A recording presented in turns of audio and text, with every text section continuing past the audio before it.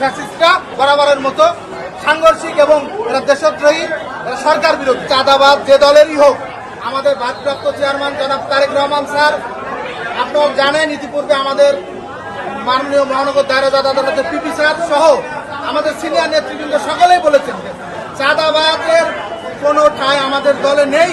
চাঁদাবাদ zero tolerance এবং এই বৈষম্যের বাংলায় 24-এর পরের যে বাংলায়, এই বাংলা যে বাংলা আগামী দিনের ভারপ্রাপ্ত চেয়ারম্যান জনাব তারেক রহমান বাংলাদেশের সাধারণ মানুষের মুখে হাসি ফুটানোর জন্য প্রস্তুত।